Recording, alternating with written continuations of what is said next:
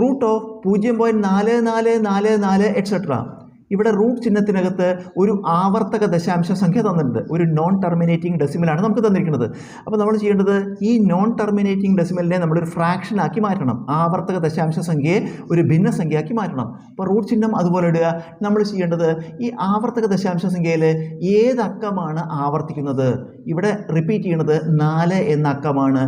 ഏതക്കമാണോ ആവർത്തിക്കുന്നത് അത് ന്യൂമറേറ്റർ ആയിട്ട് എഴുതുക, അംശമായിട്ട് എഴുതുക. അപ്പോൾ ആവർത്തിക്കുന്ന അക്കം 4, ഇത് നമ്മൾ അംശമായിട്ട് എഴുതി.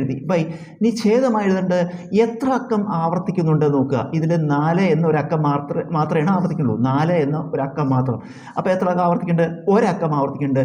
എത്ര അക്കം ആവർത്തിക്കുന്നുണ്ടോ അത്രയും 9. ആ 9 പറയുന്ന ഒരു സ്ഥിരസംഖ്യയാണ്. ആ 9 നമ്മൾ ഛേദമായിട്ട് എഴുതുക. അപ്പോൾ നമുക്ക് എന്താ കിട്ടിയത്? Root of 4/9. 4/9 റൂട്ട് കാണാൻ 4ൻ്റെയും 9ൻ്റെയും റൂട്ട് കാണണം. 4ൻ്റെ റൂട്ട് 2/9 റൂട്ട് 3. നമുക്കിപ്പോൾ ഒരു ഫ്രാക്ഷൻ കിട്ടി, ഭിന്നസംഖ്യ. നമുക്കിതിനെ ഇനി ദശാംശ സംഖ്യ ആക്കണം. കാരണം ചോദ്യത്തിൽ ദശാംശ സംഖ്യയാണ്. ദശാംശ സംഖ്യ ആക്കുക. അതിന് അംശം ഉള്ളിലിട്ട് ഛേദം പുറത്തിട്ട് ഹരിക്കുക. 2 ഹരിക്കണം 3. 2 ചെറിയ സംഖ്യയാണ് 3നേക്കാൾ. 2ൽ 3 പൂല. അപ്പോൾ നമ്മൾ 0 ഇടുന്നു. എന്നിട്ട് 0 ചേർക്കുന്നു. 0 ചേർക്കുമ്പോൾ നമ്മൾ പോയിന്റ് ഇടുക. 20ൽ 6 പ്രാവശ്യം 6 × 3 18. കുറയ്ക്കുമ്പോൾ 2. വീണ്ടും 0 ചേർക്കുന്നു. 20ൽ 6 3 18. കുറയ്ക്കുമ്പോൾ 2. 0 ചേർക്കുന്നു. 6 3 18.